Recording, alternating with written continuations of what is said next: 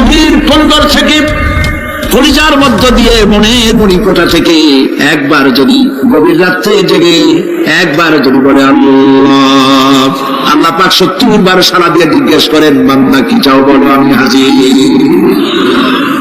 কি মজার নাম আল্লাহ, এর থেকে মজার নাম পৃথিবীতে নাই। এই মজা বেশি পাবে তাহাজ্জুদের সময়। সুবহানাল্লাহ বলুন। রাত জাগতে শিখুন, তাহাজ্জুদের নামাজের অভ্যাস করুন। সমস্ত নবীদের উপরে তাহাজ্জুদ পড়া বাধ্যতামূলক ছিল। গভীর রাত্রে সব ঘুমানো, আপনি জাগুন, উযু করুন, একটা রুমের মধ্যে একা চলে যান, দরজা বন্ধ করে দিন, তারপরে 6 রাকাত 8 রাকাত নামাজ পড়ে কান ধরে আল্লাহর কাছে বলতে থাকেন, আল্লাহ, আমি এই সমাজের একজন নগণ্য মানুষ, তুমি দয়া করে আমারে কত টাকা দিছো, পয়সা দিছো, আমার মতো বিদ্যা জানাওয়ালা লোকেরা রিক্সা চালায়, অফিসে চাকরি করে, খাইয়া বড় ভালো কাপড় দিতে পারে না, তুমি আমারে কই থেকে কই নিয়ে আসছো বাবু, তার আমি শুধু নাফরমানি করছি, গুনাহ করছি, মিথ্যা কথা বলছি, আল্লাহ তুমি আমারে মাফ করো। গভীর রাত্রে গুনগুন করে নিজের কানে ধরে অপরাধ স্বীকার করে কাঁদতে থাকেন আর ডাকতে থাকেন, ইয়া আল্লাহ, ইয়া রহমান, ইয়া রহিম, ইয়া হাইয়্যু, ইয়া কাইয়্যুম। পড়ে ইয়া আল্লাহ, ইয়া রহমান, ইয়া রহিম, ইয়া হাইয়্যু, ইয়া কাইয়্যুম, ইয়া আল্লাহ, ইয়া রহমান, ইয়া রহিম, ইয়া হাইয়্যু, ইয়া কাইয়্যুম। চোখের পানি ফেলে নবীজি বলেছেন, আল্লাহর ভয়েতে গুনাহ করেছিল সেই লজ্জা করে, আল্লাহর ভয়েতে, জাহান্নামের ভয়েতে মানুষ যখন কান্দে, চোখের পানি নাকের অর্ধেক আসতে না আসতে আল্লাহ পাক তার মাফ করে দিয়েছে। আল্লাহ পাক, মা, বাচ্চা তুমি কান্দো, মা সইতে পারে বলেন? মায়ের চাইতে আল্লাহর মহব্বত কম না বেশি?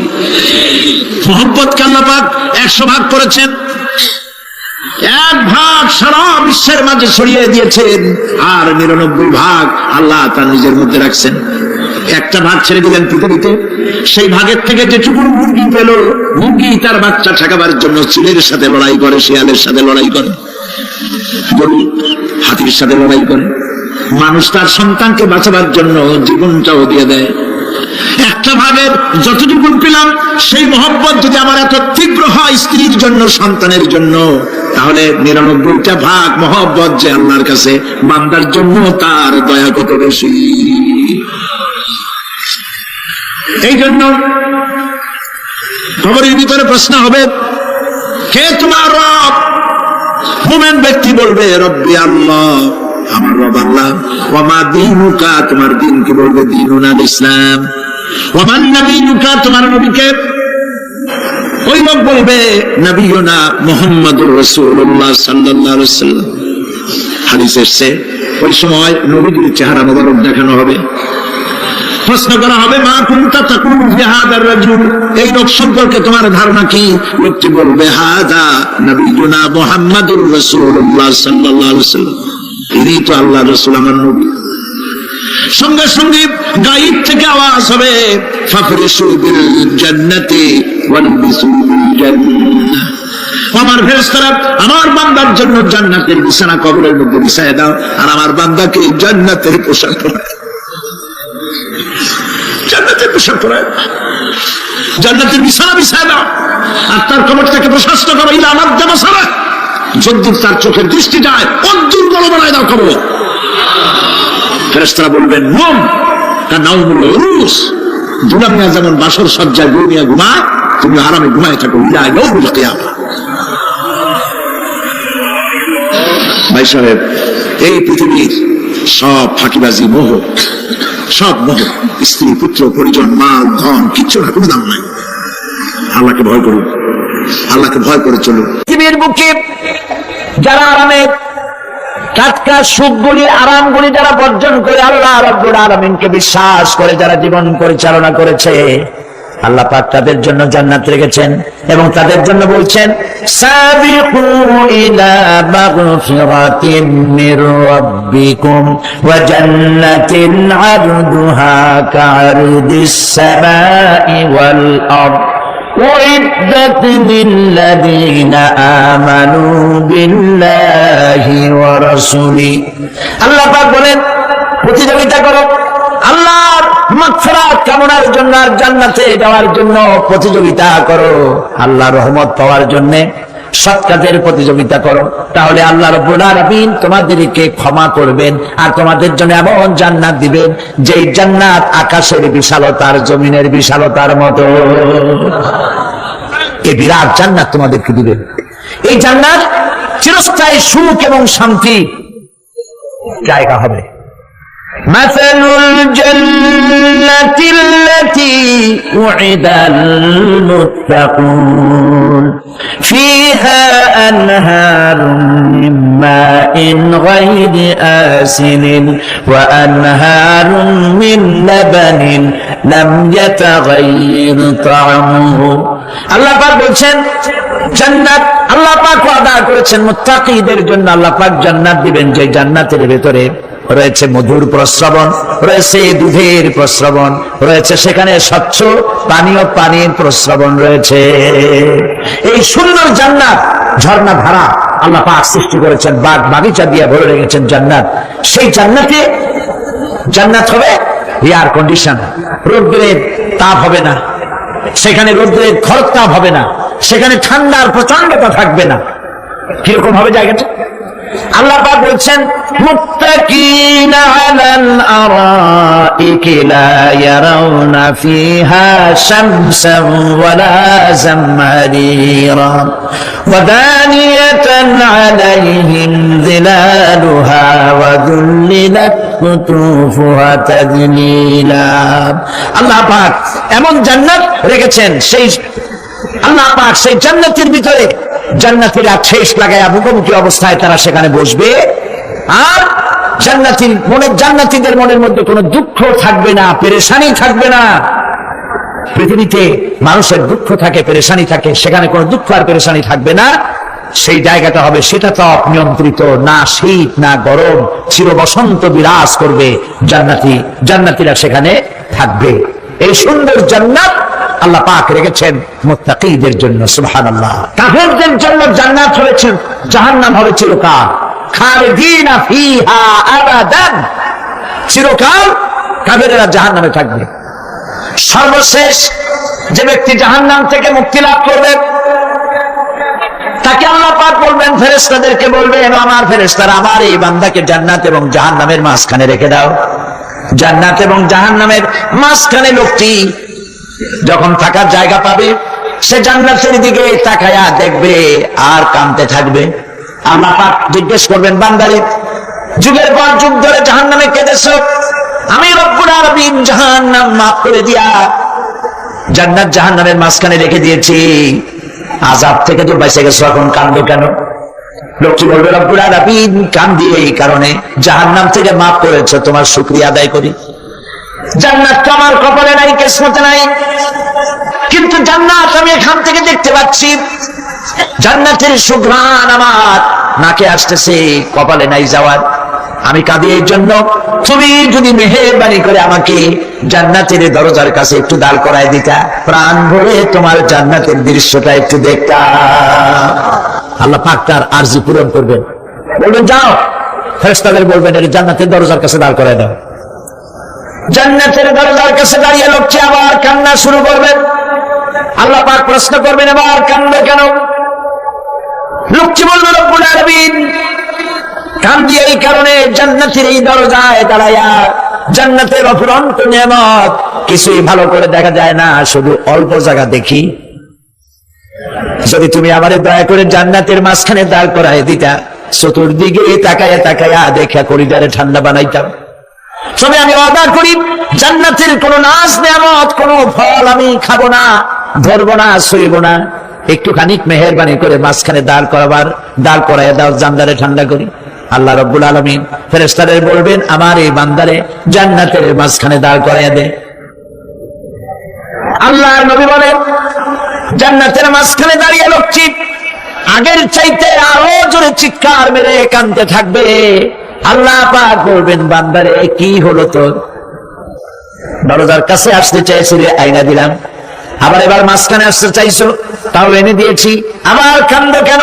লোকটি বলবে, রব্বুল আলামিন এবার কান্দি এই জন্যে তুমি যখন দয়া করে একটিবার জান্নাতের মাঝখানে এনে আমাকে দাঁড় করায় দিয়েছো, তুমি রহমান রহিম গফুরুর রহিম, এই জান্নাত থেকে আবার আর বাইর করে দিও না। আল্লাহ রাব্বুল আলামিন বলবেন, ও আমার বান্দারে, আমার এই জান্নাত তোর খুব পছন্দ হয়েছে নাকি? লোকটি বলবে, রব্বুল আলামিন কলিজা ঠান্ডা হয়ে গেছে, ভাবতেও পারি না এই জান্নাত এত সুন্দর। আল্লাহ পাক বলবেন, বান্দারে এরকম একটি নয়, দুইটা নয়, তোর জন্য আমি 10টা জান্নাতে এরকম রিজার্ভ করে রাখছি। সুবহানাল্লাহ। আল্লাহ পাককে ভয় করে পৃথিবীর সমস্ত পাপ থেকে যারা নিজেকে রক্ষা করবে, আল্লাহ তাদের জন্য এই জান্নাত রেখে দিয়েছেন। সুবহানাল্লাহ। সেই জান্নাতের রিসিপশন আপনারা আন্দাজ করতে পারবেন না, রিসিপশন কারে কয়। এর প্রধানমন্ত্রী আর প্রেসিডেন্ট, 4-5টা পুলিশ আর আর্মি এসে একটা ফট করে সেলুট মারলো, বাস শেষ হয়ে গেল। এরকম না, জান্নাতীদেরকে রিসিপশন দেওয়া হবে।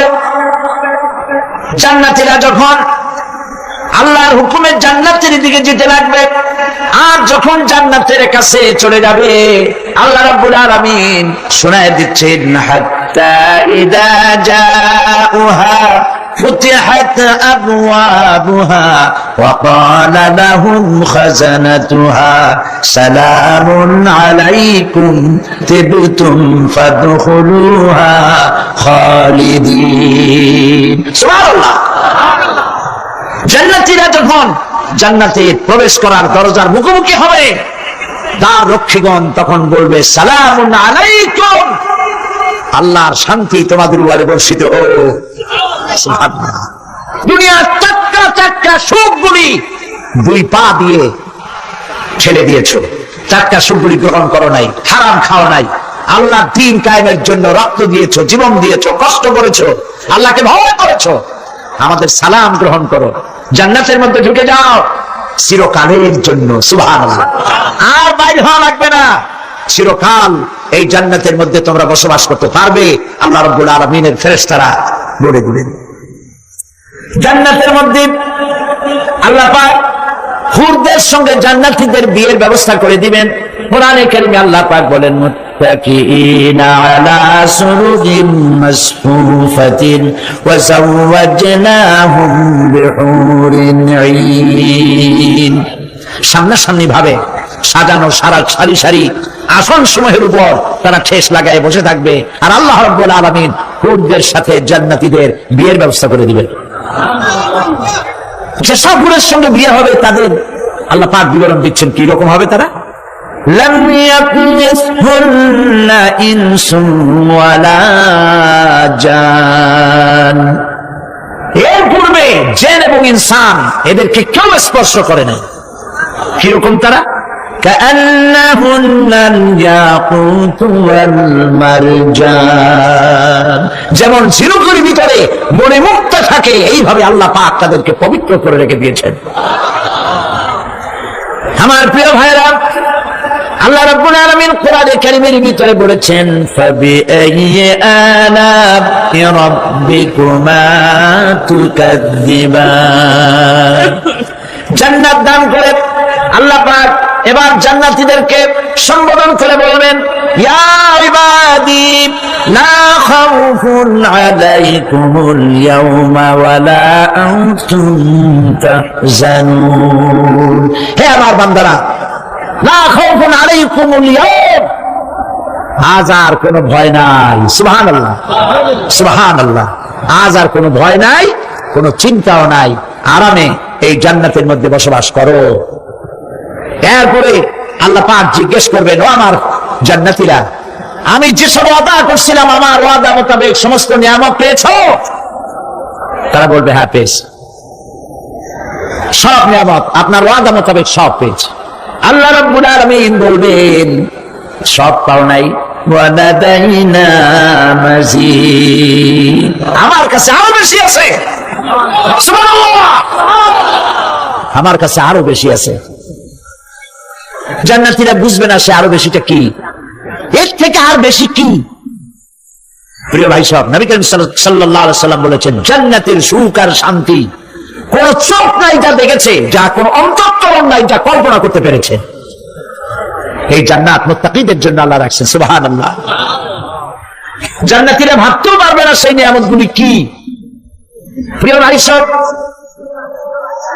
সেই মুহূর্তে আল্লাহর নবী মুহাম্মদুর রাসূলুল্লাহ সাল্লাল্লাহু আলাইহি ওয়াসাল্লাম বলবেন, রব্বুল আলামিন, আমার উম্মতেরা জান্নাতীরা বুঝতে পারে নাই আপনার কাছে কি নিয়ামত আরো বেশি আছে। আমার এই উম্মতেরা জান্নাতীরা আপনার ওয়াদা মোতাবেক সব পেয়েছে, কিন্তু একটি জিনিস এখনো তাদের কিসমতে হয় নাই। সেই জিনিসটা হলো, যারা তার রবকে না দেখে শুধু কোরআন আর হাদিসের কথা শুনে আরবের ঘুম হারাম করে তাহাজ্জুদের নামাজ আদায় করেছিল, চোখের পানি বেরিয়েছিল, যারা জান্নাত দেখে নাই, জাহান্নাম দেখে নাই, আপনাকে ভয় করে যারা জীবন পরিচালনা করেছিল, যারা আপনাকে দেখে নাই, না দেখে শুধু কোরআন হাদিস বিশ্বাস করে যারা অকাতরে নিজেদের জীবন বিলায় দিয়েছিল, এই জান্নাতীরা এখন পর্যন্ত তার রবকে দেখতে পারে নাই। আল্লাহ রাব্বুল আলামিন তার সামনে থেকে ৭০,০০০ পর্দা সরে যাবে। আল্লাহ পাক বান্দাদের আরজি পুরা করার জন্য জান্নাতীদের সামনে তিনি জালোয়া ফরজ হবে। কোরআন শরীফের ভিতরে আল্লাহ পাক বলেন, জান্নাতীরা তারা আল্লাহর দিকে, জান্নাতীরা তার রবের দিকে তাকিয়ে থাকবে, আর রব তার বান্দাদের দিকে তাকায়া থাকবে।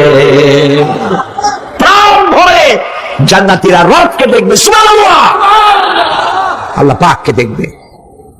প্রাণ খুলে আজ দোয়া করি, রব্বুল আলামিন, জান্নাতের যেই পরিবেশে, যেই জায়গায় তুমি দয়া করে তোমার গোলামদেরকে তুমি নিজেই দর্শন দিবে, দেখা দিবে।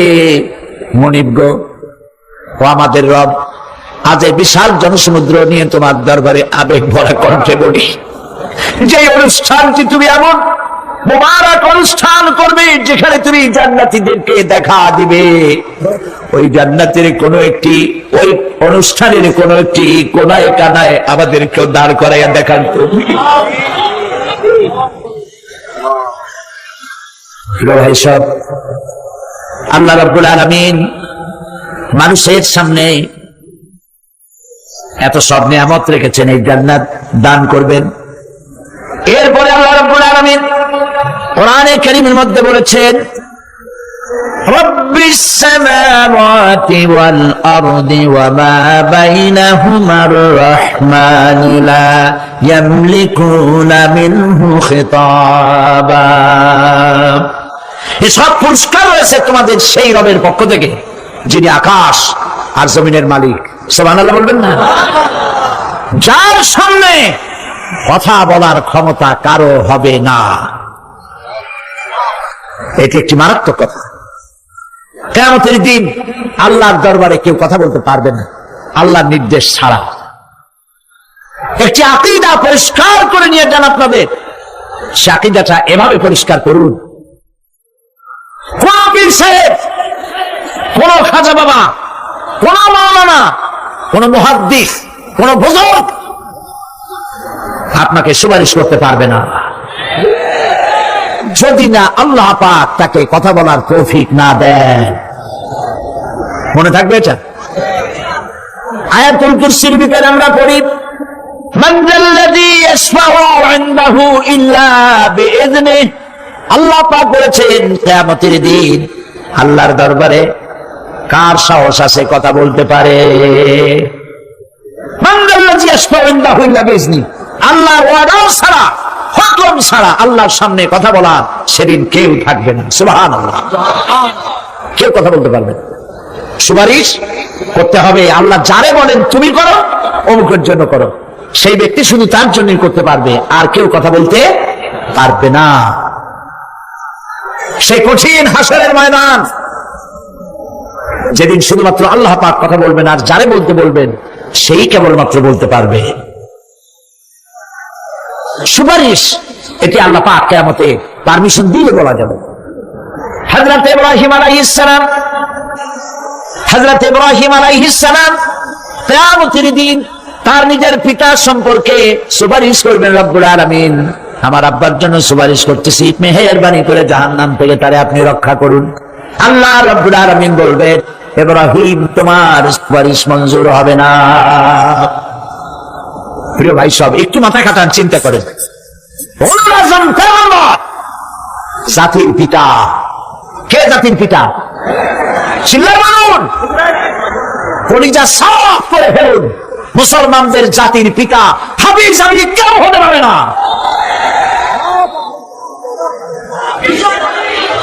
মিল্লাতা আবিকুম ইব্রাহিম, ইব্রাহিম আলাইহিস সালাম এই মিল্লাতের পিতা। সুবহানাল্লাহ। হযরত ইব্রাহিম আলাইহিস সালাম কিয়ামতের দিন বলবেন, আল্লাহ আমার আব্বার জন্য সুপারিশ করছি। আল্লাহ পাক বলবেন মঞ্জুর হবে না। আসল তোমার পিতা হতে পারে, কিন্তু আমার খলিলকে আগুনে ফেলার জন্য নমরুদকে সে সহযোগিতা করেছে, আমি তোমার পিতাকে ক্ষমা করব না। নবী করিম সাল্লাল্লাহু আলাইহি সাল্লামকে সাহাবায়ে কেরাম জিজ্ঞেস করেছেন, হে রাসূল, আপনার আব্বা এবং আম্মার অবস্থা কি হবে? নবী করিম সাল্লাল্লাহু আলাইহি সাল্লাম কেঁদে ফেলেছেন, সাওয়াব করেছেন, আমি তাদের কোনো উপকারে আসব না। আল্লাহু আকবার। আপনি মনে করছেন নাকি যে ইয়া নবী সালাম আলাইকা বলি অমনি নবী সুপারিশ পাবেন? এত সহজ। কতগুলো রসগোল্লা খাইলেন আর বড় একটা মিছিল করলেন আর অমনি চলে যাবেন? পৃথিবীর সব মানুষ, সাহাবায়ে কেরাম বাদ দেন, পৃথিবীর সমস্ত মানুষ একত্রিত হয়ে আবু তালেব রাসূলুল্লাহকে যে ভালোবেসেছেন, ওর 1000 ভাগের 1 ভাগও সারা দুনিয়ার মানুষ রাসূলুল্লাহকে ভালোবাসতে পারবে? পারবে? নিজের ছেলে আলীকে, আলী রাদিয়াল্লাহু তাআলা আনহুকে আলাদা বিছানায় শোয়াইয়া ছোট্ট মানুষ হযরত আলী আলাদা জায়গায় রাখিয়া মুহাম্মদ রাসূলুল্লাহ সাল্লাল্লাহু আলাইহি ওয়াসাল্লাম এতিম মানুষ তার কলিজার সাথে বুকের মধ্যে আশ্রয় দিয়ে আগলে রেখেছেন বুক পরে। সেই আবু তালেব মৃত্যুর সময় নবী করিম সাল্লাল্লাহু আলাইহি ওয়াসাল্লাম বলেছিলেন, চাচা একটিবার আমার কানে তাওহীদের কালেমা শোনায় দেন। আবু তালেব তার কিসমতে ছিল না কালেমা। মরে যাওয়ার পর একজন সাহাবী বলেছিলেন, ইয়া রাসূলুল্লাহ, মৃত্যুর সময় আবু তালেবের মুখ আমি নড়তে দেখেছি, তিনি কালেমা পড়েছেন সম্ভবত। রাসূলুল্লাহ সাফ বলেছেন, আমি শুনি নাই।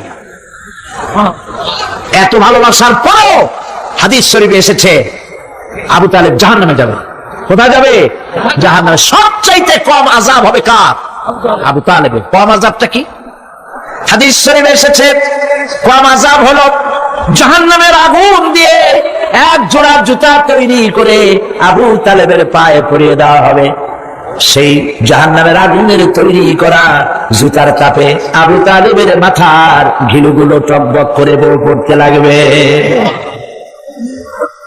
এত ভালোবেসে যদি কিয়ামতে উপায় না হয়, আপনি ইয়া নবী সালাম আলাইকা, ইয়া রাসূল সালাম আলাইকা আর কতগুলো জিলাপি খাইলেন, বড় একটা মিছিল করলেন। প্রিয় ভাই সব, এইসব বেদাত ছাড়ুন, এগুলো সুস্পষ্ট বিদাত। রাসূলুল্লাহকে ভালোবাসবেন, সাহাবীরা যেভাবে ভালোবেসেছেন ওইভাবে ভালোবাসবেন। আল্লাহ রাব্বুল আলামিন বলেন, যালিকাল ইয়াউমুল হক ফামান শাআ আত্তাখাযা ইলা রাব্বিহি মাআবা। এই দিনটি অবশ্যই আসবে, সেদিনটি নিশ্চিত ভাবে আসবে। আর এখন যার ইচ্ছা সে তার রবের দিকে অগ্রসর হোক। ইন্না আনজারনাকুম আযাবান করিবান ইয়াওমা ইয়ানজুরুল মার'উ মা কদ্দামাত ইয়াদাহু ওয়া ইয়াকুলুল কাফিরু ইয়া লাইতানি কুনতু তুরাবা। ইন্না আনজারনাকুম আযাবান করিবা, খুব নিকটবর্তী একটি আযাব সম্পর্কে আমি তোমাদেরকে সতর্ক করে দিলাম। কে বলতেছেন? আল্লাহ পাক। লক্ষ্য করুন আল্লাহ কি বলছেন, খুব নিকটবর্তী একটি কঠিন শাস্তি আযাব অর্থাৎ কিয়ামত, এ সম্পর্কে আমি তোমাদেরকে সতর্ক করে দিলাম। ইয়াউমা ইয়ানজুরুল মার'উ মা কদ্দামাত ইয়াদাহু, সেদিন প্রত্যেকটি লোক যা সে পাঠিয়ে দিয়েছিল এখানে অর্থাৎ যা করেছিল সেগুলি সে দেখতে পাবে। আর তখন ওয়ায়াকুলুল কাফিরু ইয়া লাইতানি কুনতু তুরাবা, সেই কিয়ামতের ময়দানে অবস্থা দেখে কাফেররা বলবে, আহারে মানুষ না হইয়া যদি মাটি হইয়া যেতাম। যদি মাটি হতাম, যদি মানুষ না হয়ে না জন্মাতাম, আজ এই হাসরের ময়দানে এইখানে এই বিচারের মুখোমুখি হতাম না, মাটি হইলে বরং অনেক ভালো হতো। এই পৃথিবীতে আমরা এসেছি, চলে যাব, যাওয়ার আগে এই কোরআন একটি বিশাল জনগোষ্ঠী এমন বানাতে চেয়েছে, যে জনগোষ্ঠী এই কোরআন দিয়ে একটি বিশাল সমাজ গড়বে, রাষ্ট্র গড়বে, এমন রাষ্ট্র গড়বে যেই রাষ্ট্রে দুঃখ থাকবে না, অশান্তি থাকবে না, যেখানে সুখ থাকবে, সমৃদ্ধি থাকবে, আর কিয়ামতের দিন আল্লাহর জান্নাতে তারা চলে যাবে। তেমন একটি সমাজকে আমরা চাই। সবাই বলেন, সেরকম একটি সমাজকে আমরা চাই। প্রিয় ভাই সব, কিয়ামতের দিন আমরা যেতে চাই জান্নাতে। কোথায় যেতে চাই বলেন? জোরে বলেন। এই জান্নাতে যাওয়ার জন্য, এই জান্নাতে যাওয়ার জন্য দুইটা কাজ করতে হবে। কয়টা কাজ? আল্লাহ রাব্বুল আলামিন বলেন, ফামান কানা ইয়ারজু লিকাআ রাব্বিহি ফালইআমাল আমালান সালিহান ওয়া লা ইউশরিক বিইবাদাতি রাব্বিহি আহাদা। আল্লাহ পাক বলেন, যে বাজারা আমার সঙ্গে দেখা করতে চায় কিয়ামতে, দুইটা কাজ করা লাগবে। বলেন কয়টা কাজ? একটা হলো নেক আমল। কি আমল বলেন? নেক আমল। নেক আমল কারে বলে? নেক আমল করতে হলে আবার দুইটা শর্ত লাগে। এক নম্বরে কাজটা করতে হবে আল্লাহরে খুশি করার জন্য। কারে খুশি করার জন্য? একটা মাদ্রাসা বানাইছি যাতে লোকেরা বলে যে বড় একটা মাদ্রাসা বানাইছে, এই জন্য মাদ্রাসা বানাবেন, মসজিদ বানাবেন, হসপিটাল বানাবেন, যা কিছু করেন নিয়ত হবে আল্লাহকে খুশি করা। নিয়ত হবে কারে খুশি করা? আল্লাহ পাককে খুশি করা। এই হলো নেক আমলের প্রথম শর্ত। কাজ হবে আল্লাহকে খুশি করার জন্য। দুই নম্বরে কাজটি হতে হবে সুন্নতে নববী সাল্লাল্লাহু আলাইহি ওয়াসাল্লামের উপরে। হযরতে হাজরা প্রশ্ন করলেন, ইব্রাহিম, পানি নাই, খাবার নাই, মানুষ নাই, ঘর নাই, বাড়ি নাই, মরুভূমির ভিতরে আমাকে আমার বাচ্চারে ফেলে রেখে যাচ্ছ কেন? কোনো জবাব নাই। দুইবার তিনবার প্রশ্ন করলেন। এরপরে তিনি আবার প্রশ্ন করলেন, বললেন, ইব্রাহিম, এটা কি আল্লাহর হুকুম নাকি? হযরত ইব্রাহিম আলাইহিস সালাম নিজের কলিজার টুকরা সন্তান আর বিবিকে রেখে যেতেছেন ভারাক্রান্ত মন নিয়ে। তিনি আকাশের দিকে আঙ্গুল উঁচু করে দেখালেন। হযরত হাজরা বুঝলেন তিনি তো আল্লাহর পয়গম্বর, আমার কোন অপরাধে এভাবে ফেলে যাওয়ার কথা নয়। তিনি বুঝলেন এটা আল্লাহর হুকুম। হযরতে হাজরা বললেন, ইব্রাহিম রে, নিশ্চিন্ত মনে বাড়ি ফিরে যাও, আমার মনে কোনো চিন্তা নাই, কোনো পেরেশানি আর এখন নাই। আল্লাহর হুকুমে যদি আমাকে এই মরুভূমির ভিতরে ফেলে দিয়ে থাকো, তাহলে আমি ওই আল্লাহর প্রতি এতটা ভরসা রাখি যে এই মরুভূমির ভিতরে জল পানি শূন্য, খাদ্য শূন্য জায়গায় আমি আমার বাচ্চাকে আল্লাহ রব্বুল আলামিন না খাওয়াইয়া মারবেন না। দ্বিতীয় পরীক্ষায় পাস করি। 3 নম্বরে পরীক্ষা হলো, সন্তান বড় হয়ে গেছে, বুদ্ধি হয়েছে, দৌড়াতে পারে। আল্লাহ রাব্বুল আলামিন হুকুম করলেন, ছেলেকে জবাহ করো। কত বড় আগুনের পরীক্ষা! কোরআন শরীফ বলছে, হযরত ইব্রাহিম আলাইহিস সালাম নিজের ছেলেকে ডেকে নিয়ে বললেন, ইয়া বুনাইয়া ইন্নী আরা ফিল মানামি আন্নী আযবাহুক ফানজুর মাযা তারা। হে আমার কলিজার টুকরা সন্তান, আমি স্বপ্নে দেখেছি যেন আমি তোমাকে জবাহ করতেছি, তোমার রায় কি, তোমার মত কি, আমারে শোনাও। ছেলে পয়গম্বর, ছেলে তার জবাবে বললেন, ইয়া আবাতি ফাআল মা তু'মার সাতাজিদুনি ইনশাআল্লাহু মিনাস সাবিরিন। হে আমার আব্বাজান, আপনি যে ব্যাপারে স্বপ্নের ভিতরে আদিষ্ট হয়েছেন আপনি তা কার্যকরী করুন। আমাকে এতটুকু অধৈর্যের মধ্যে পাবেন না, আমাকে ধৈর্যশীলদের মধ্যে পাবেন। আমারে আপনি আল্লাহর হুকুম পালন করেন। আল্লাহ পাক শোনাচ্ছেন, ফালাম্মা আসলামা ওয়াতাল্লাহু লিলজাবিন। পিতা পুত্র দুজনই রাজি হয়ে গেল। পিতা তার ছেলেকে কাঁধ করে গলার উপরে ছুরি ধরেছেন। আল্লাহ রাব্বুল আলামিন ইসমাইল জবাহ হোক এটা আল্লাহ চান নাই, আল্লাহ চেয়েছেন পরীক্ষা করতে। পরীক্ষায় ইব্রাহিম পাস হয়ে গেলেন। আল্লাহ পাক বলছেন, ওয়ানাদাইনাহু আইয়া ইব্রাহিম قد صدقت الرؤيا إنا كذلك نجزي المحسنين। আমি ইব্রাহিমকে ডেকে বললাম, ইব্রাহিম, তুমি তোমার স্বপ্নকে বাস্তবে রূপ দিয়েছো, আর এভাবেই করি আমি মুহসিনদেরকে পুরস্কৃত করে থাকে। আল্লাহ পাক খুশি হলেন। আল্লাহ পাক বললেন, ইন্না হাযা লাবালাউল মুবিন, নিঃসন্দেহে এটি একটি বিরাট পরীক্ষা ছিল। ঠিক কি না বল? আল্লাহ নিজে বলছেন এটা একটি বিরাট পরীক্ষা, আজিম ইমতিহান। সে ইমতিহানে তিনি পাশ করলেন। পরীক্ষায় উত্তীর্ণ হওয়ার জন্য রব্বুল আলামিন পুরস্কার দিয়া দিলেন। আল্লাহ পাক বললেন, সালামুন আলা ইব্রাহিম। পড়েন সবাই, সালামুন আলা ইব্রাহিম। ইব্রাহিমের প্রতি আল্লাহ পাক বললেন, ইব্রাহিমের প্রতি সালাম রইল। সুবহানাল্লাহি ওয়া বিহামদিহি। হযরত ঈসা আলাইহিস সালামকে খ্রিস্টানেরা তারা বলেছে, ওয়াকালাতিন নাসারাল মাসীহু ইবনুল্লাহ। মসিহ হচ্ছে কার ছেলে? নাউযুবিল্লাহ। বলেন সবাই নাউযুবিল্লাহ।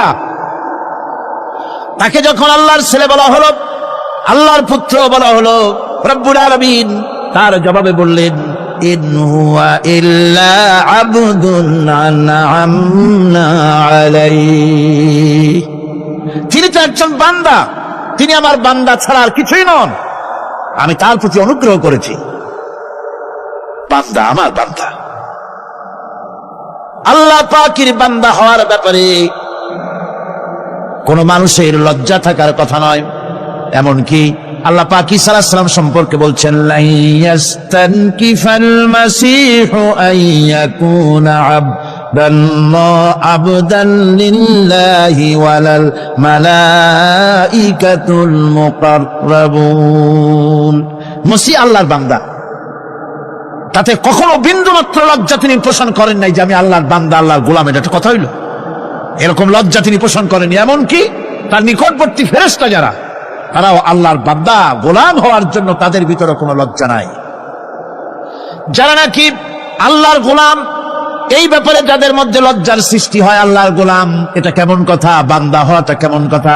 যারা গোলামীকে অস্বীকার করে তাদের সম্পর্কে আল্লাহ পাক বলছেন, ওয়া মান ইয়াস্তানকিফ আন ইবাদাতিহি ওয়া ইয়াস্তাকবির ফাসায়াহশুরুহুম ইলাইহি জামিআ। কেউ যদি আল্লাহর বন্দেগী করার ব্যাপারে লজ্জা পোষণ করে, যদি লজ্জার কারণ মনে করে, অহংকার করে, গৌরব করে, তাহলে তারা পালাবে কোথায়, যাবে কোথায়? আমি কিয়ামতের দিন সবগুলিকে এক জায়গায় করে ফেলবো। সুতরাং আল্লাহ পাকের গোলামিতে আল্লাহ যে বান্দা বলে যখন ডাকেন, লজ্জার কোনো কারণ নাই। অহংকার যে করবে সে নিজেকে ধ্বংস করবে। আল্লাহ পাক সব নবীদেরকে নিজের বান্দা বলেছেন। নবীরা কি? আল্লাহ পাকের বান্দা। হযরত ইউসুফ আলাইহিস সালাম সম্পর্কে আল্লাহ পাক বলছেন, কাযালিকা লিনাসরিফা আনহু আস-সুআ ওয়াল ফাহশা ইন্নাহু মিন ইবাদিনাল মুখলাসিন। এরূপই ঘটলো যাতে আমি ইউসুফ আলাইহিস সালামকে, আমার বান্দা, তাকে আমি নির্লজ্জতা ইত্যাদি থেকে আমি রক্ষা করেছি। নিশ্চয়ই হযরত ইউসুফ ছিল আল্লাহ পাকের বান্দা, আল্লাহ পাকের আব্দ। রাসূল করিম সাল্লাল্লাহু আলাইহি ওয়াসাল্লাম তিনি হচ্ছেন সর্বশ্রেষ্ঠ আল্লাহর পয়গম্বর। তার থেকে শ্রেষ্ঠ নবী আর কি কেউ আছে? জোরে বলেন, আছে? তার থেকে মাহবুব, তার থেকে শ্রেষ্ঠ আল্লাহর কাছে কেউ নাই। সেই নবীকে আল্লাহ রাব্বুল আলামিন কোরআনে কারীমের ভিতরে তাকে আব্দ বলেছেন। কি বলেছেন? অনেকগুলি আয়াত আছে যে আয়াতের ভিতরে আল্লাহ পাক তার নাম নেন নাই, নবী বলেন নাই, রাসূল বলেন নাই, শুধু বলেছেন আব্দ। যেমন ফাআওহা ইলা আবদিহি মা আওহা। অতঃপর তার বান্দার নিকট যা ওহী করার ছিল তা তিনি করলেন। সেই বান্দাকে মুহাম্মদ সাল্লাল্লাহু আলাইহি ওয়াসাল্লাম। অন্য আয়াতে আল্লাহ পাক বলছেন, ওয়া আন্নাহু লাম্মা ক্বামা আবদুল্লাহি ইয়াদউহু কাদু ইয়াকুনুনা আলাইহি লিবাদা। আর এই আল্লাহর বান্দা যখন নামাজ পড়তে দাঁড়িয়ে গেল, আল্লাহকে ডাকার জন্য যখন দাঁড়ালো, তখন লোকেরা তার উপরে ঝাঁপিয়ে পড়লো। ঝাঁপিয়ে পড়ার জন্য প্রস্তুতি গ্রহণ করলো। এখানে আব বলা হয়েছে কাকে? মুহাম্মদ সাল্লাল্লাহু আলাইহি সাল্লামকে। এভাবে করে অন্য এক আয়াতে আল্লাহ পাক তার হাবিবকে আব বলছেন, বান্দা বলতেছেন, ইন কুনতুম ফি রাইবিম মিম্মা নাযালনা আলা আবদিনা। আমার বান্দার উপরে যে কিতাব নাজিল করেছি তাতে যদি তোমাদের কোনো সন্দেহ হয়, এই যে আমার বান্দার উপরে, ওই বান্দাকে বলেন সবাই মুহাম্মদ রাসূলুল্লাহ সাল্লাল্লাহু আলাইহি ওয়াসাল্লাম। অন্য আয়াতে বলা হচ্ছে তাবারাকাল্লাযী নাযালাল ফুরকানা আলা আবদিহি লিয়াকুনা লিল আলামিনা নাযীরা। অতীব বরকতপূর্ণ সেই মহান সত্তা যিনি তার বান্দার উপরে ফুরকান নাজিল করেছেন। কে সেই বান্দা? মুহাম্মদ সাল্লাল্লাহু আলাইহি ওয়াসাল্লাম। মেরাজের ঘটনা বলতে গিয়ে আল্লাহ রাব্বুল আলামিন বলতেছেন সুবহানাল্লাযী আসরা বিআবদিহি লাইলাম মিনাল মাসজিদিল হারামি ইলাল মাসজিদিল আকসা। পবিত্র সেই মহান সত্তা যিনি তার বান্দাকে ইসরা করিয়েছেন। কে সেই বান্দা? মুহাম্মদ রাসূলুল্লাহ সাল্লাল্লাহু আলাইহি ওয়াসাল্লাম। সুতরাং আবদিয়াত, ইবাদত, গোলামি, এটা হচ্ছে মানুষের জীবনের সবচেয়ে বড় মর্যাদাকর খেতাব আল্লাহর পক্ষ থেকে আল্লাহর বান্দা হওয়া। গোলামি পরিপূর্ণরূপে হবে কেবলমাত্র আল্লাহ পাকের। এই গোলামির জন্যই আল্লাহ পাক আমাদেরকে সৃষ্টি করেছেন, অন্য কোনো কাজে আমাদেরকে সৃষ্টি করেন নাই। সেই জন্য আমাদেরকে গোলামি করতে হবে, আনুগত্য করতে হবে কেবলমাত্র কার বলুন তো? এই গোলামি যদি সঠিকভাবে করি, যদি বান্দারা যারা আল্লাহ পাকের বান্দা বলে, গোলাম বলে নিজেদেরকে দাবি করে, যদি সঠিকভাবে ইবাদতটা করা যায়, তাহলে আল্লাহ তাদের জন্য কি ওয়াদা করেছেন শুনুন।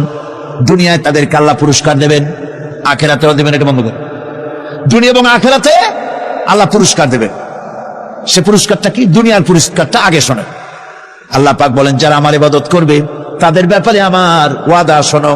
ওয়াদাল্লাহু আল্লাযীনা আমানু ওয়া আমিলুস সালিহাতি লায়াস্তাখলিফান্নাহুম ফিল আরদি কামা ইসতাখলাফাল্লাযীনা মিন ক্বাবলিহিম। তোমাদের মধ্যে যারা ঈমান এনেছে এবং সৎ কাজ করেছে, আল্লাহ রাব্বুল আলামিন তাদের ব্যাপারে আল্লাহর ওয়াদা হচ্ছে, আল্লাহর প্রতিজ্ঞা হচ্ছে, আল্লাহ ওয়াদা করতেছেন তাদেরকে জমিনের উপরে প্রতিষ্ঠিত করবেন। যেমন করে তোমাদের পূর্বপুরুষদেরকে প্রতিষ্ঠিত করা হয়েছিল, ওইভাবে তোমাদেরকে প্রতিষ্ঠিত করা হবে। সুবহানাল্লাহ। প্রতিষ্ঠিত করা হবে মানে রাষ্ট্র ক্ষমতা দেওয়া হবে। কি দেওয়া হবে? যদি গোলাম হও, যদি কি হও? গোলাম। আল্লাহ পাক বলছেন শুধু তাই নয়, আমি আমার দিনকে যারা প্রতিষ্ঠা করবে, আমার গোলামেরা যদি, আমার বান্দারা সঠিকভাবে যদি আমার গোলামি করে, ঈমান আনে, আমলে সালেহ করে, নেক কাজ করে, আমি তাদেরকে রাষ্ট্র প্রতিষ্ঠার সুযোগ করে দেব। আর তাদের জন্য ভীতির পরিবর্তে, সন্ত্রাসের পরিবর্তে শান্তি কায়েম করে দেব। সুবহানাল্লাহ। وَلَيُمَكِّنَنَّ لَهُمْ دِينَهُمُ الَّذِي ارْتَضَىٰ لَهُمْ وَلَيُبَدِّلَنَّهُمْ مِنْ خَوْفِهِمْ أَمْنًا। তাদের দিনকে তারা নিজেদের জন্য যা পছন্দ করেছে অবশ্যই তিনি তা কায়েম করে দিবেন, এবং সন্ত্রাস আর ভীতির পরিবর্তে আল্লাহ নিরাপত্তা দান করবেন। যেরকম সুবহানাল্লাহ। সন্ত্রাস বন্ধ হবে, চুরি, ডাকাতি, জেনা, ব্যভিচার সব বন্ধ হয়ে যাবে। তোমরা ক্ষমতায় থাকবে, তোমরা ডমিনেটেড হবে না, তোমরা ডমিনেট করবে। গোটা পৃথিবীকে শাসন করবে, শাসিত তোমরা হবে না। আর ভীতির পরিবর্তে নিরাপত্তা তোমরা লাভ করবে। কি করলে? ইয়াবুদুনানি লা ইউশরিকুনা বি শাইআ। সুতরাং তারা যেন আমার ইবাদত করে এবং আমার সঙ্গে যেন কাউকে শরীক না করে। আল্লাহ বলছেন তোমরা যদি আমার সাথে শরীক না করো, ইবাদতের মধ্যে কাউকে যদি শরীক স্থাপন না করো, আর যদি তোমরা আমার ইবাদতটা সালিদ ভাবে আমার জন্যই করো, তাহলে রাষ্ট্র ক্ষমতা তোমাদের হাতে আসবে, সন্ত্রাস নির্মূল হবে, শান্তি প্রতিষ্ঠিত হবে। এই হচ্ছে দুনিয়ার পুরস্কার। এটা কিসের পুরস্কার? আর আখিরাতের পুরস্কারের কথা বলা হচ্ছে وَمَن يُطِعِ اللَّهَ وَرَسُولَهُ وَيَخْشَ اللَّهَ وَيَتَّقِهِ فَأُولَئِكَ هُمُ الْفَائِزُونَ। যে ব্যক্তি আল্লাহ এবং রাসূলের আনুগত্য করেছে, আল্লাহকে ভয় করে চলেছে, তার গজব থেকে বেঁচে রয়েছে, সেই হচ্ছে সফল কাম। সফল কাম মানে কি? কিয়ামতের দিন আল্লাহ পাক তাদেরকে জান্নাত দান করবেন। আল্লাহ পাক তাদেরকে কিয়ামতে কি দিবেন? জান্নাত দিবেন, চিরস্থায়ী শান্তির জায়গা, সেই জান্নাত লাভ করা যাবে। আজ ইবাদতের এই যে গুরুত্বপূর্ণ ইবাদত, এই ইবাদতের ভুল অর্থ সমাজের ভিতরে ছড়িয়ে আছে। সাধারণ মানুষের ভুল করেছে, অসাধারণ মানুষেরাও ইবাদতের ভুল অর্থ করে ভুলের মধ্যে নিমজ্জিত আছে বিরাট সংখ্যক লোকেরা। সাধারণ মুসলমানেরা তারা যে ভুলটা করলো ইবাদতের অর্থ করতে গিয়ে, সেটা হলো এই, সাধারণ লোকেরা মনে করলো কয়েকটা অনুষ্ঠানের নাম হচ্ছে ইবাদত, নামাজ, রোজা, হজ, যাকাত, সাদকা, ফিতরা, এর নাম হলো ইবাদত। অনুষ্ঠান শেষে তারা নিজেদেরকে স্বাধীন মনে করলো। তারা আল্লাহ পাকের প্রত্যেকটি আইনের ধারাকে লঙ্ঘন করলো। বছরে একবার রোজা রেখে, বছরে 1 মাস রোজা রেখে মনে করলো ইবাদত শেষ। 5 ওয়াক্ত নামাজ পড়ে মনে করলো ইবাদত শেষ। আমি প্রশ্ন করি, 5 ওয়াক্ত নামাজের নামই যদি হয় ইবাদত, 5 ওয়াক্ত নামাজের নামই ইবাদত, এটাই যদি হয়, তাহলে 5 ওয়াক্ত নামাজ পড়তে সময় লাগে কত? উজু টুজু করে বড় জোর 1-1.5 ঘন্টা সময় লাগে 5 ওয়াক্ত নামাজ পড়তে। তো এর নাম যদি হয় ইবাদত, তার অর্থ কি দাঁড়াবে? অর্থ দাঁড়াবে আপনি 24 ঘন্টার ভিতরে 1 থেকে 1.5 ঘন্টার জন্য আল্লাহর গোলাম, বাকি 22 ঘন্টার জন্য শয়তানের গোলাম হতে কেউ রাজি আছেন? রোজার নামই যদি হয় শুধু ইবাদত, তাহলে তার অর্থ দাঁড়াবে বছরের ভিতরে 1টা মাসের জন্য আপনি আল্লাহর গোলাম, আর 11 মাসের জন্য শয়তানের গোলাম হতে কেউ রাজি আছেন? তাহলে বিষয়টা কি? বিষয়টা হচ্ছে নামাজ, রোজা, হজ, যাকাতি শুধুমাত্র ইবাদত নয়, আনুষ্ঠানিক ইবাদত তো বটেই, কম্পালসারি ইবাদত তো বটেই, কিন্তু শুধুমাত্র নামাজ, রোজা, হজ, যাকাত ইবাদত শুধুমাত্র নয়, এগুলি হচ্ছে ইবাদতের পার্ট, ইবাদতের অংশ। বরং জীবনের সব ক্ষেত্রে আল্লাহর হুকুমকে মানার নামই হচ্ছে আমার একদিকে নামাজ রোজা করছে, অন্যদিকে আল্লাহর আইনের প্রতিটি ধারাকে লঙ্ঘন করে চলছে, মিথ্যা ওয়াদা করে, মিথ্যা কথা বলে, সুদ খায়, ঘুষ খায়, জিনা করে, এরপরে অন্যের হক নষ্ট করে, প্রতিবেশীর হক নষ্ট করে, হারাম মাল খায়, হকদারের হক নষ্ট করে, প্রতিবেশীর হক নষ্ট করে, জিন্দা মুর্দা মানুষকে নিজের জন্য শক্তিধর বলে মনে করে, 1 টুকরা রুটির জন্য অথবা 1 ফোঁটা 1 ঘটি পানির জন্য কাফেরের কাছে হাত পেতে দাঁড়ায় থাকে। এই যদি অবস্থা হয়, এটাই যদি হয় ঈমান, আর এটার নামে যদি ইবাদত হয়, তাহলে এই পৃথিবীর মুসলমানের আজ লাঞ্ছিত কেন? আল্লাহর ওয়াদা কি মিথ্যা? নাউযুবিল্লাহি মিন যালিক। আমাদের ইবাদত যদি ঠিক হয়, যদি সত্যিকারের ইবাদত যদি আমরা করে থাকি, তাহলে ক্ষমতায় ঈমানদারেরা নাই কেন? বিশ্বজুড়ে মুসলমানেরা লাঞ্ছিত কেন? তাহলে বুঝতে হবে ইবাদতের মধ্যে বিরাট গরমিল করে ফেলেছি, ঠিক কিনা? লক্ষ্য করুন, সেই লোকটা হজ করতেছে, উমরা করতেছে, নামাজ পড়তেছে, মসজিদ মাদ্রাসায় চাঁদা দিতেছে, ওই লোকটি আবার ব্যাংকের থেকে সুদের টাকা নিয়ে ব্যবসা চালাইতেছে। ব্যবসা ঠিক রাখার জন্য, ইনকাম ট্যাক্স ফাঁকি দেওয়ার জন্য ব্যবসায়ীরা 2 ধরনের 3 ধরনের খাতা মেনটেন করছে। কথা ঠিক কিনা? মিথ্যা কথা বলছে, ঘুষ দিতেছে, বেশি করে বিদ্যুতের বিল যাতে না আসে সেজন্য যারা বিদ্যুৎ লাইনে আছে তাদেরকে পয়সা দিয়ে ম্যানেজ করতেছে, ঠিক কিনা? আমি পার্লামেন্টে বলেছি বিদ্যুৎ বাইরের থেকে আনতে হবে না, ঘুরে ঘুরে আবার বিদ্যুতের কথা আসে। বিদ্যুৎ আনা লাগবে না, কারণ আমার দেশের চাহিদা হচ্ছে 2500 মেগাওয়াট, সেখানে 1800 মেগাওয়াট আমাদের আছে। আরেকদিকে 4টা বিদ্যুৎ প্রকল্প বন্ধ হয়ে আছে। ওই 4টি বন্ধ হওয়া প্রকল্প যদি চালু করা যায়, তাহলে 2900 মেগাওয়াট বিদ্যুৎ উৎপাদিত হতে পারে বলে বিশেষজ্ঞরা বলেছে। তাহলে আমাদের উদ্বৃত্ত 400 মেগাওয়াট থেকে যাবে। এইটাকে বাইরের থেকে আনার কোনো দরকার নাই। বিদ্যুতের অপচয় বন্ধ করুন, বিদ্যুতের চুরি বন্ধ করেন। মিল কলকারখানা যাদের আছে, লক্ষ লক্ষ টাকা বিদ্যুৎ বিল হয়, কিন্তু লাইনম্যানদের সঙ্গে ম্যানেজ করে গভর্নমেন্টকে ফাঁকি দেওয়া হচ্ছে, ঠিক কিনা? তোমার নামাজের দাম কি? তোমার হজের 4 পয়সা দাম নাই। তুমি রাষ্ট্রকে ফাঁকি দিয়েছ, তুমি জনগণকে ফাঁকি দিয়েছ, তুমি দেশের শত্রু। টেলিফোনের বিল 1000 টাকা, লাখ টাকার বেশি বিল হয়, লাইনম্যানের সঙ্গে ম্যানেজ করে 500, 700, 2000 টাকা দিয়ে সারিয়ে দেয়, ঠিক কিনা? এরা জাতির শত্রু, দেশের শত্রু। এদেরকে ফায়ারিং স্কোয়াডে নিয়ে ত্রাস ফায়ার করে উড়ায় দেওয়া উচিত। এরা দেশের দুশ্মন। আজ সিস্টেম লসের নাম দিয়া বিদ্যুৎ চুরির আরেক ব্যবস্থা করা হয়েছে। সিস্টেম লস করে ওনারা নিজেরা, আর এর ভোগান্তি জনগণকে করতে হয়। কসাইয়ের মতো ছুরি দিয়া জবাও করে জনগণের কাছ থেকে সিস্টেম লসের চার্জ আদায় করা হয়। আমি পার্লামেন্টে বলেছি, মাননীয় স্পিকার, সিস্টেম লস এই নামটা উঠাও দেন, এই প্রথা বন্ধ করে দিন। বিদ্যুৎ ধার করা লাগবে না, আল্লাহ আমাদের দেশে যথেষ্ট দিছে, কোনো জিনিসের অভাব নাই। এখানে গ্যাস আছে, তেল আছে, বিদ্যুৎ আছে, পাট আছে, চা আছে, নাই কি? অন্তত 8.5 কোটি টাকার কাগজ গুদামের মধ্যে বন্দী হয়ে আছে।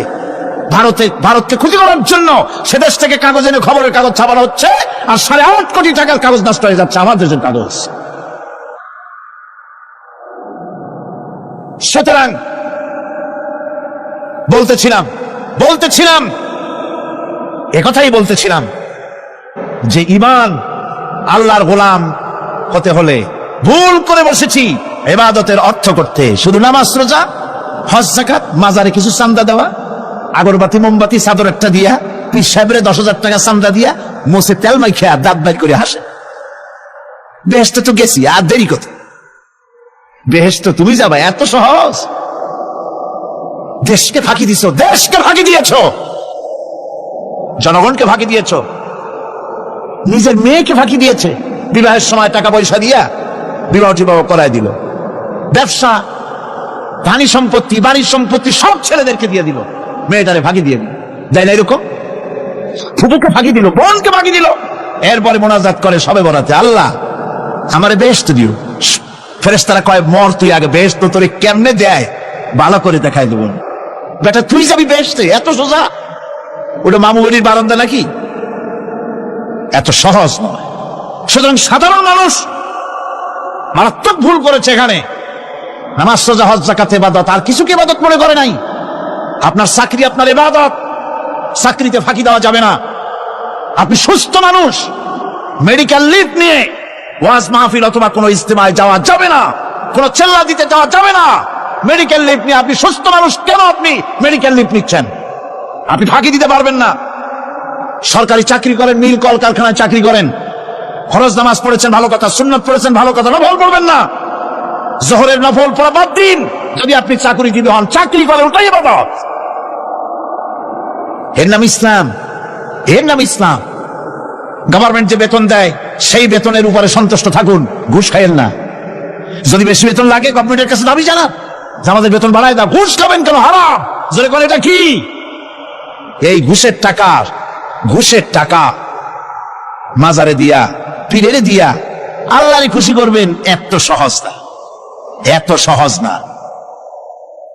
সেই জন্য আমি সব ভাইদের খেদমতে আরজ করব, ইবাদত হচ্ছে জীবনের সব ক্ষেত্রে গোলামি, সকল ক্ষেত্রে গোলামি। চাকরিতে, অফিসে, আদালতে, কলকারখানায়, ক্ষেত খামারে, পার্লামেন্টে, সেক্রেটারিয়েটে, সেনানিবাসে, স্কুলে, কলেজে, বিশ্ববিদ্যালয়, সর্বত্র গোলামি কার? আল্লাহ পাকের। রিজকে হালাল করতে হবে, উপার্জনকে হালাল করতে হবে, সত্যিকারের আল্লাহর গোলাম হতে হবে। এক্ষেত্রে ইবাদতের অসাধারণ ব্যক্তি যারা, তারাও এক শ্রেণীর অসাধারণ ব্যক্তিরাও ভুল করে বসছে। তারা যে ভুলটা করলেন ওটা হচ্ছে, তারা তাসবিহ, জায়নামাজ, খানকাহ, খুজরাখানা এর ভেতরে বসে জিকির আজগার করাটাকেই জীবনের জন্য আল্লাহর ইবাদত মনে করে নিলেন। আল্লাহর বান্দারা যখন অনাচার ব্যভিচারে লিপ্ত, আল্লাহর আইনের পরিবর্তে যখন মানুষের তৈরি করা আইন চলছে, চেচনিয়া, বসনিয়া যখন মানুষদেরকে জবাও করা হচ্ছে, বসনিয়ার মুসলমান সন্তানদেরকে যখন জবাও করা হয়, কাশ্মীরের স্বাধীনতাকামী মুসলমানদের অধিকার হরণের জন্য তাদের উপরে যখন বন্য হায়নার মতো, পশুর মতো যখন ভারতীয় শত্রু সৈন্যরা যখন হামলা চালায়, সোমালিয়ার মানুষগুলি যখন না খেয়ে তাদের হাড়, পাঁজরার হাড়গুলি যখন বেরিয়ে যায়, তখনও যদি আপনি খানকার ভেতরে থেকে তসবিহ পড়েন আর তাহাজ্জুদের নামাজ পড়ে কপালে দাগ লাগান, এই অন্যায়ের বিরুদ্ধে যদি সোচ্চার না হন, আপনার এই তসবির কোনো দাম নাই। আপনাকে সোচ্চার হতে হবে, আপনাকে অন্যায়ের বিরুদ্ধে খাড়া হতে হবে। একদিকে তাহাজ্জুদের নামাজ তো পড়বেনই, জিকির তো করবেনই, কোন সন্দেহ নাই। আর একদিকে সিংহের মতো অন্যায়ের বিরুদ্ধে গর্জে উঠতে হবে। তাতে যদি প্রয়োজন হয় মুজাদ্দিদ আল ফেসানির মতো কারারুদ্ধ হন না কেন, সেটাই কিসমত, সেটাই তাকদীর। হক কথা বলতে হবে। এই জন্য আমার বারবার মনে পড়ে আজকের এক শ্রেণীর লোক আমাদের দেশে এক শ্রেণীর লোক বাইরের থেকেও আসে, বিদেশ থেকেও আসে, নামের আগে আওলাদের রসুল লাগা, ফেদায়ে রসুল, মুজাহিদে মিল্লাত, আওলাদের রসুল। আজি তুমি আওলাদের রসুল যদি হবে, তাহলে তুমি যে দেশের মানুষ, সেই দেশে মুসলমানদের যখন জবাব করা হয়, পার্লামেন্টে কথা বলে বেরিয়ে আসো না কেন? তোমার জেল হয় না কেন? কংগ্রেসের সেন্ট্রাল বডির সদস্য হয়ে আওলাদের রসুল লাগাইয়া বাংলাদেশের রাজনীতিতে নাক গলাতে দেওয়া হবে না। এরা কংগ্রেসের পা-চাটা গোলাম। এদেরকে চিনতে হবে, যারা আমার দেশে এসে মুসলমানদের মধ্যে বিভেদ সৃষ্টি করতে চায়। আমার মুসলমান ভাইয়েরা, সুতরাং আজকে আমাদেরকে বুঝতে হবে, নামের আগের 14 হাত লম্বা বিশেষণ দেখে ভুললে চলবে না। কথা মনে থাকবে, এরা কংগ্রেসের গোলাম। বাবরি মসজিদ যখন ভেঙে ফেলা হলো, তখন তো কোন আওলাদের রাসূলের নাম তো শুনি নেই। তখন তো নামটা শুনছি ওই বুখারী বেটার, বাপের বেটা ইমাম বুখারী। তিনি বলেছেন, আমি ভারতের দিল্লির জুমা মসজিদের ইমাম শুধু নই, আমি ভারতের 18 কোটি মুসলমানের ইমাম। বাবরি মসজিদকে গড়ে দিতে হবে। কোরআন শরীফের বিরুদ্ধে যখন কলকাতা হাইকোর্টে কেস করা হয়েছিল কোরআনকে ব্যান করার জন্য, সেদিন তো কোনো আওলাদের রাসূলের নাম শুনি নাই।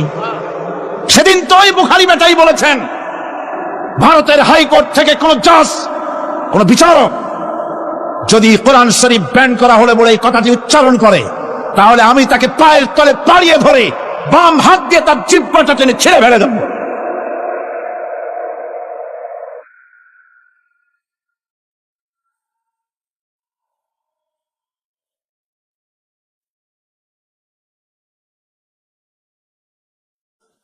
বন্ধুগণ, সুতরাং আমাদেরকে বুঝতে হবে, বসুন, বেয়াদবি করবেন না, বসেন। আমাদেরকে বুঝতে হবে, খানকায় শুধু জিকির আজগার করলেই চলবে না। হযরতে শাহজালাল রাহমাতুল্লাহ আলাইহি এক হাতে ছিল তরবারি, আর এক হাতে ছিল কোরআন। লড়াই করেছেন হযরতে শাহ মখদুম, হযরতে খান জাহান আলী, হযরতে খাজা মঈনুদ্দিন চিশতি আজমেরি রাহমাতুল্লাহ আলাইহি, হযরতে মুজাদ্দিদ আল ভিসানি রাহমাতুল্লাহ আলাইহি। মুরিদের বাড়ি জম্মের খাওয়া খাইয়া পেটটা কুমিরের মতো বড় করে নাই, জেল খেটেছে হক কথা বলতে গিয়ে। বাপের বেটা হও, নিজের দেশে কথা কও। বাংলাদেশে এসে তারপরে জনগণের টাকা লুটপাট করার কাউকে অধিকার দেওয়া হবে না। আমার বন্ধুগণ, আল্লাহর ওলি যারা, তারা এভাবে করে জনগণের খেদমত করেছেন, কথা বলেছেন। সুতরাং শুধু জিকির আজগার করলেই হবে না, হক কথা বলতে হবে স্পষ্ট করে। এটাই হলো ইবাদতের হক আদায় হবে যদি সত্যিকারের হক কথা বলা যায়। অসাধারণ ব্যক্তিরা ময়দানে কথা বলবেন, হক কথা বলবেন, অন্যায়ের বিরুদ্ধে সোচ্চার হবেন। আর সাধারণ জনগণ কথা ও কাজের মিল করবেন, নামাজ, রোজা, হজ, যাকাত করবেন যার কথা মতো, রাজনীতি, অর্থনীতি, সমাজনীতি করবে সে আল্লাহর কথা মতো। তাহলেই সত্যিকারের মুসলমান হওয়া যাবে। কথা বুঝে আসছে কিনা ভাই? কথা বুঝে আসছে কিনা? একটু জোরে সরে জিকির করেন, লা ইলাহা ইল্লাল্লাহ, লা ইলাহা, লা ইলাহা ইল্লাল্লাহ। আরো জোরে,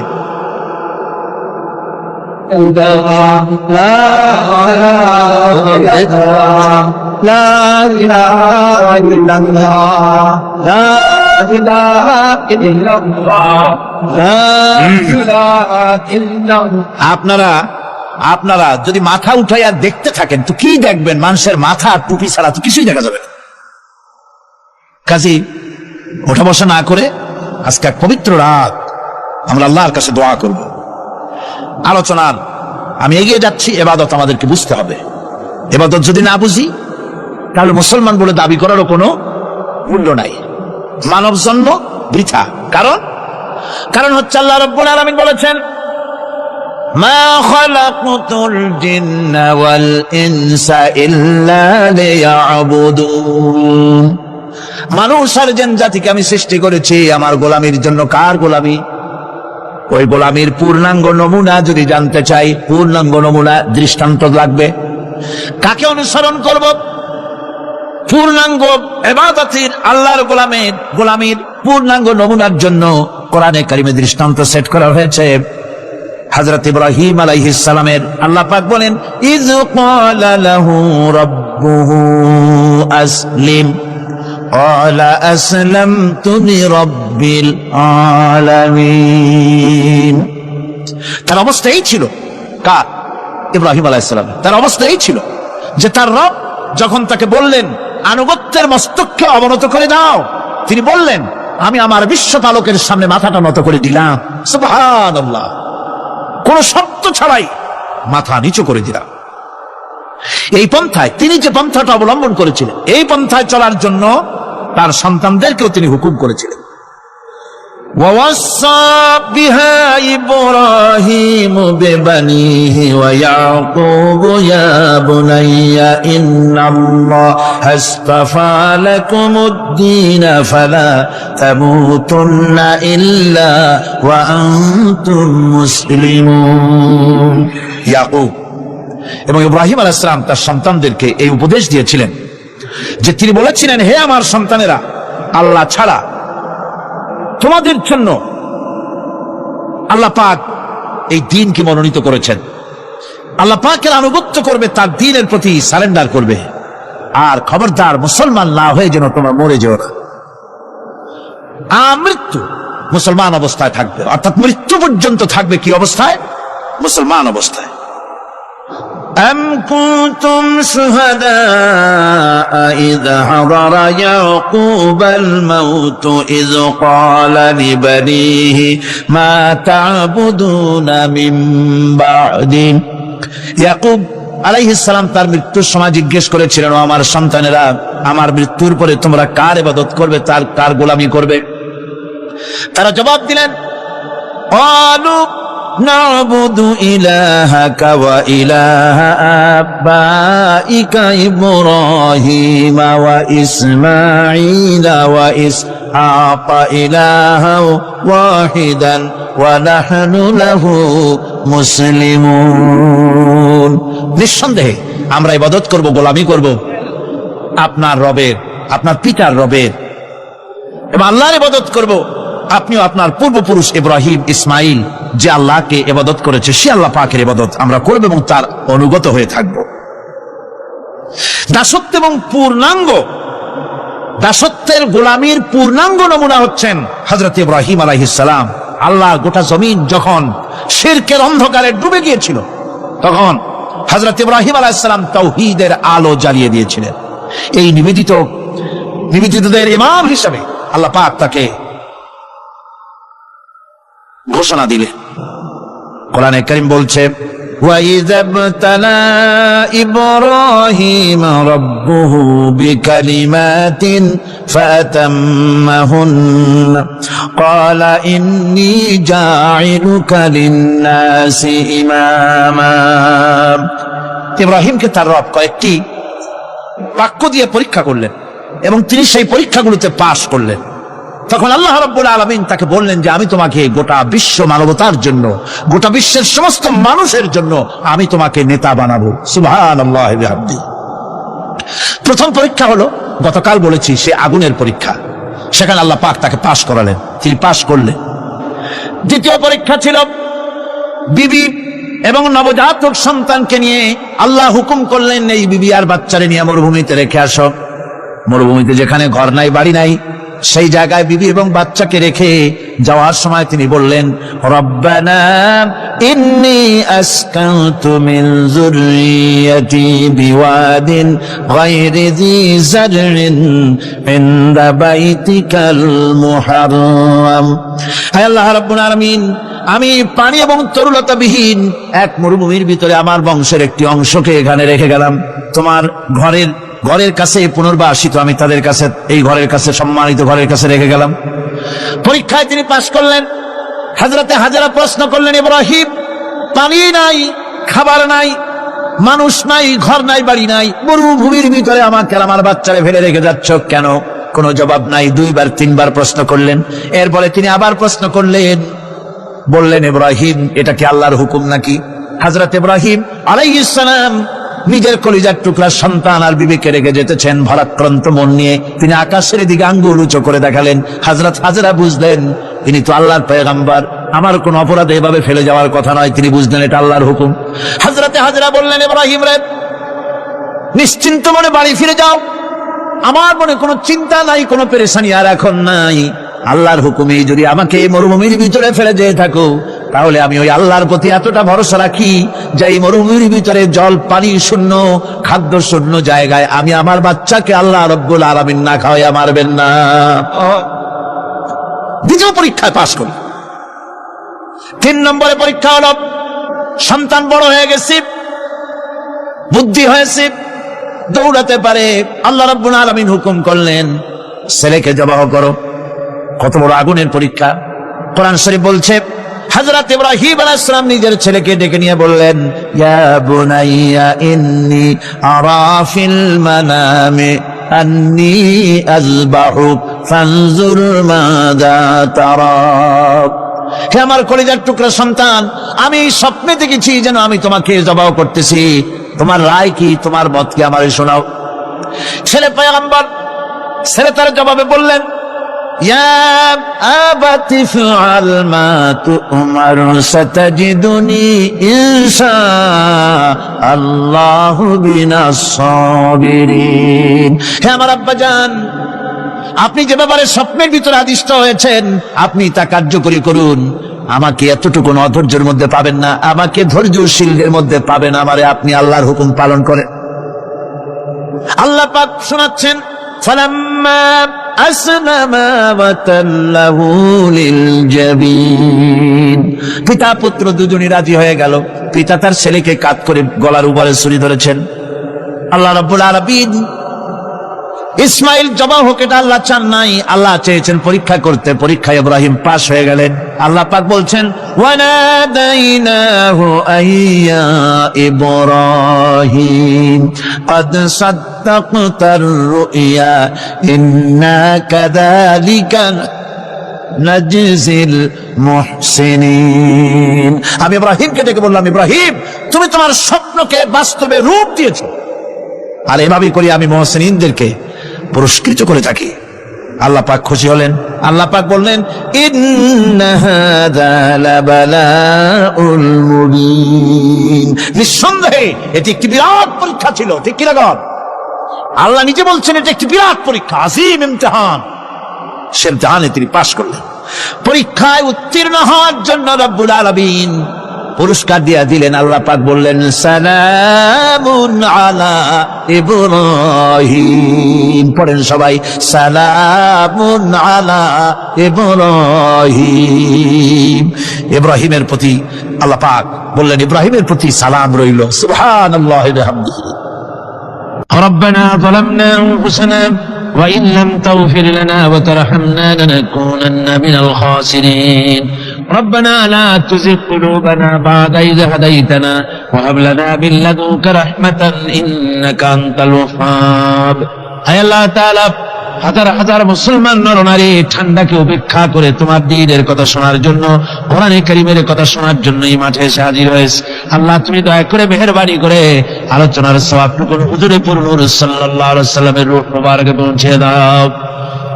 রব্বুল আলামিন, আমাদের মধ্য থেকে তাদের মা বাপ দুনিয়া থেকে জনমের মতো বিদায় হয়ে গেছে। আল্লাহ, কবরে যদি আযাব থাকে দয়া করে আযাব মাফ করে দাও। আল্লাহ, আমাদের মা বাপের উপরে তোমার রহমত নাজিল করো।